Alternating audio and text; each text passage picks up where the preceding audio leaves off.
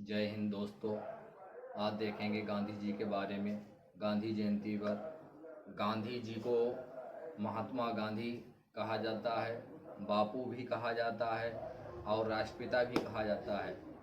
और गांधी जी का जन्म 2 अक्टूबर 1869 ईस्वी में पोरबंदर गुजरात में हुआ था। इनके पिताजी का नाम मोहनदास, माता का नाम पुतलीबाई था। इनका विवाह 13 वर्ष की अवस्था में कस्तूरबा गांधी जी से हुआ और इनका पढ़ाई भी वहाँ से करी और बाहर विदेशों में भी पढ़ाई करी। और गांधी जी ये प्रेरणा के स्रोत हैं सभी के लिए, पूरी दुनिया के लिए। और गांधी जी 1893 ईस्वी में साउथ अफ्रीका चले गए हैं और वकालत करने के लिए, और वहाँ लगभग 21 वर्ष रहे हैं साउथ अफ्रीका में और वहाँ वकालत करी है। और सत्याग्रह सबसे पहले प्रयोग जो किया है वो साउथ अफ्रीका में ही किया है गांधी जी ने। और जब 21 वर्षों के बाद भारत अपने देश वापस अपने वतन लौटे हैं 1915 ईस्वी में, तो यहाँ शासन जो चल रहा था वो अंग्रेज़ों का शासन चल रहा था। जब 1915 में स्वदेश लौटे 9 जनवरी 1915 को, 9 जनवरी को प्रवासी दिवस भी मनाया जाता है। और यहाँ पर जैसे ही आए तो अंग्रेज़ों के द्वारा उनको कैसरे हिंद से की उपाधि से नवाजा गया। और उसके बाद 1916 ईस्वी में आपने साबरमती आश्रम खोला और 1917 ईस्वी में चंपारण आंदोलन में भी भाग लिया। सबसे पहले सत्याग्रह चंपारण आंदोलन से स्टार्ट करा। बिहार में चंपारण एक स्थान है, वहाँ से चंपारण आंदोलन, वहाँ 3 कठिया कानून था, उस कानून को गांधी जी ने तोड़ा और सत्य के लिए आग्रह किया। सत्य के लिए, उसी को कहा जाता है सत्याग्रह। और उसके बाद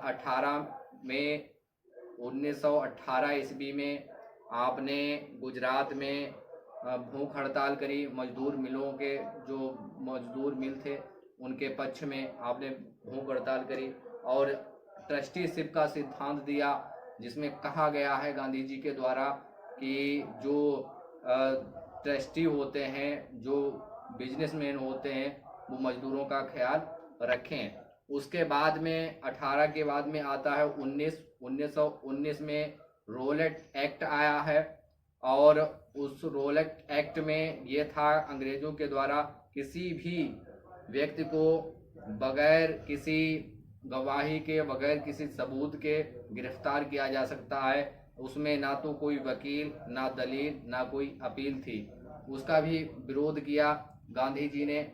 और गांधी जी ने 1919 में ही खिलाफत आंदोलन में भी हिस्सा लिया, जिसका विरोध किया था जो पाकिस्तान के मोहम्मद अली जिन्ना है, उन्होंने मना किया था आंदोलन में कूदने के लिए।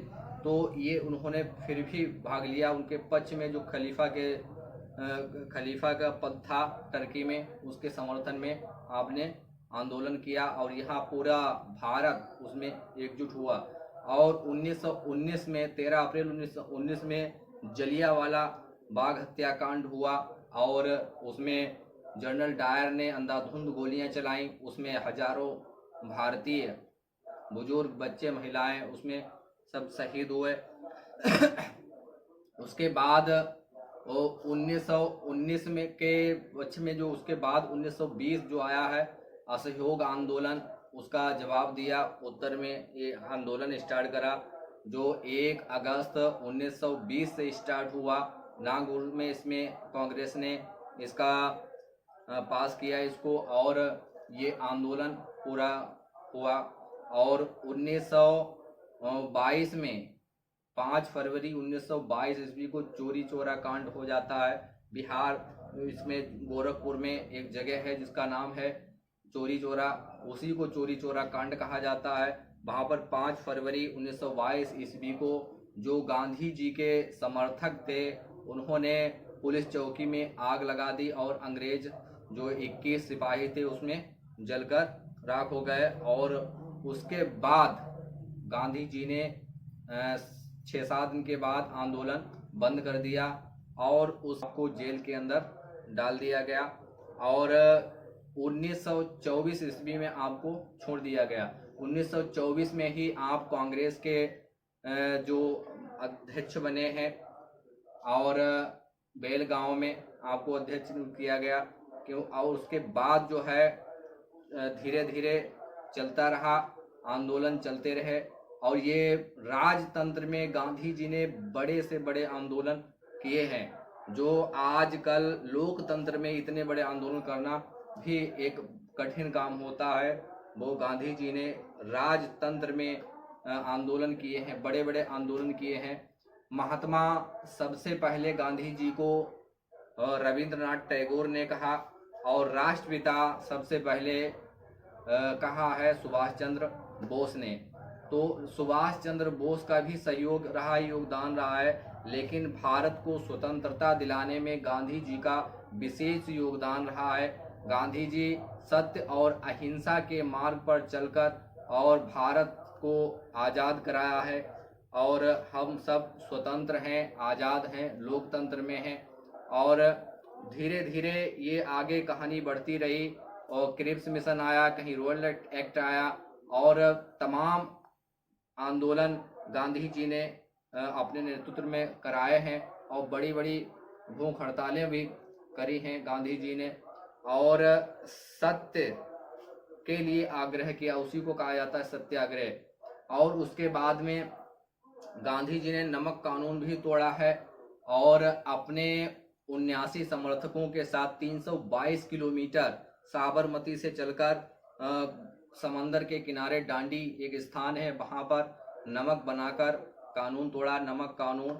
और उसके बाद में जो है सभी ने अवज्ञा आंदोलन स्टार्ट कर दिया। उसके बाद में इरविन समझौता हो गया, गांधी और इरविन के बीच समझौता हो गया और उसके बाद इसको बंद कर दिया गया।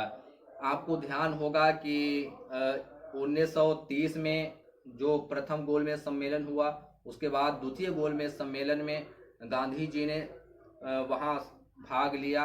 इंग्लैंड में गोलमेज सम्मेलन होता था और वहाँ उसके बाद वापस आए, उसके बाद तीसरे गोलमेज सम्मेलन में नहीं गए और उसके बाद फिर सबने अवज्ञा आंदोलन स्टार्ट कर दिया गया है, उसके बाद में फिर बंद किया गया है। और गांधी जी का योगदान विशेष रहा है और हर आंदोलन में आप आगे चलते थे और हिस्सा लेते थे। भारत को जो भारत छोड़ो आंदोलन की स्टार्ट हुई, आपने प्रस्ताव रखा जिसके अध्यक्ष कांग्रेस के अबुल कलाम आज़ाद थे और इसमें 7 अगस्त को ग्वालियर टैंक मुंबई में ऐतिहासिक जो है वहाँ पर मीटिंग हुई। 8 अगस्त को स्वीकृति मिल गई। 9 अगस्त को इसको लागू किया गया भारत छोड़ो आंदोलन, जिसमें गांधी जी ने करो या मरो का नारा दिया, डू आर डाई, करो या मरो का नारा दिया। लेकिन 9 अगस्त को सुबह ही ऑपरेशन जीरो के अंतर्गत गांधी जी के साथ साथ कांग्रेस के बड़े बड़े जो लीडर थे, बड़े बड़े जो नेता थे, उनको सबको गिरफ्तार कर लिया गया।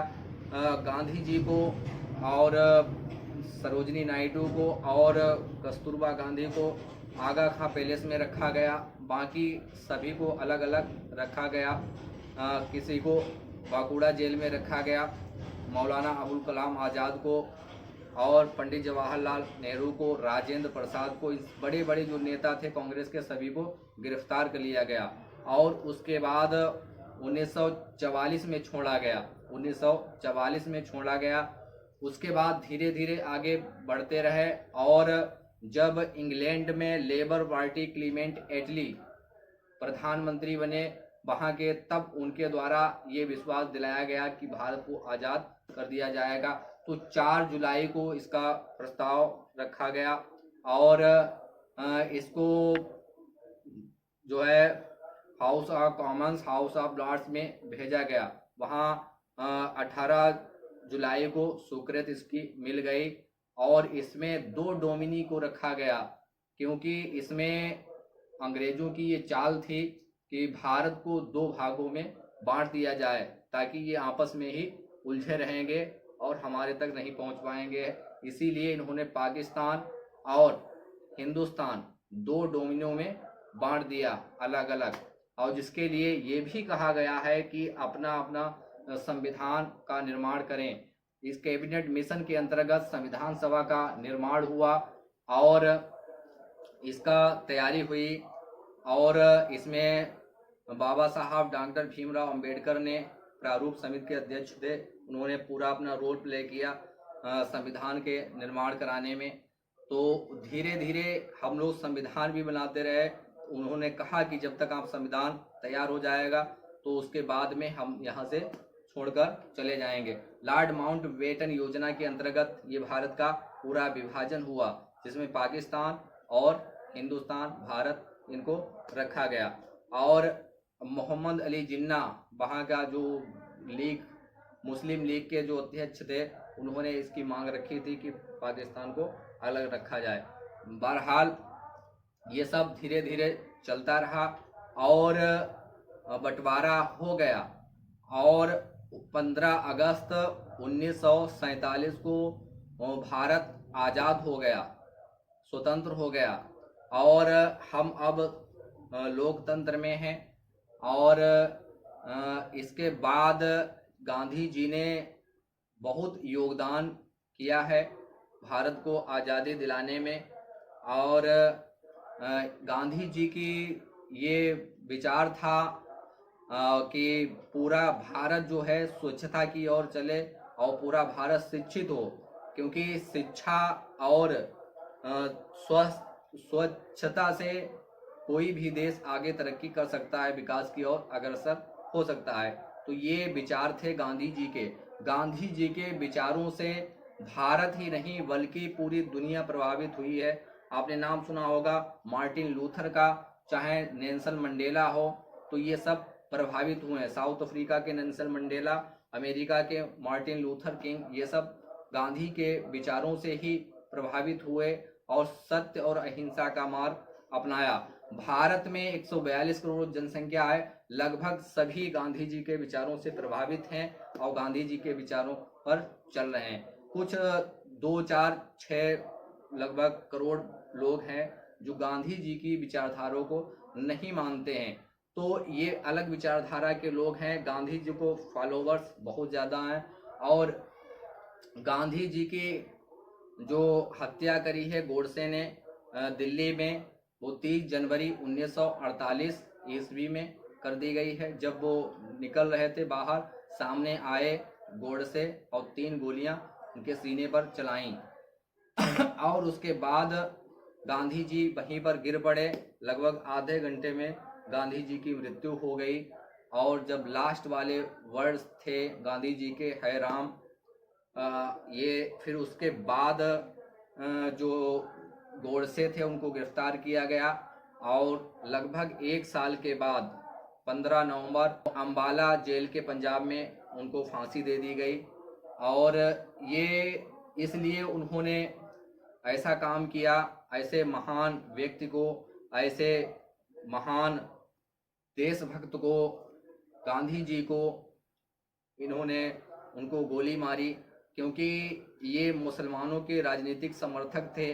और इनका एक विचार था गांधी जी का कि सभी को साथ में लेकर चलते थे, चाहे किसी भी जाति के हों, किसी भी धर्म के हों।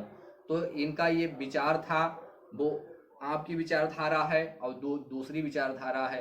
तो गांधी जी वहीं पर शहीद हो गए और राजघाट पर आपकी समाधि बनाई गई है, जहां बड़े बड़े आंदोलन आज भी होते हैं, लोकतंत्र में आंदोलन होते हैं। तो गांधी जी से प्रेरणा पूरा विश्व ले रहा है।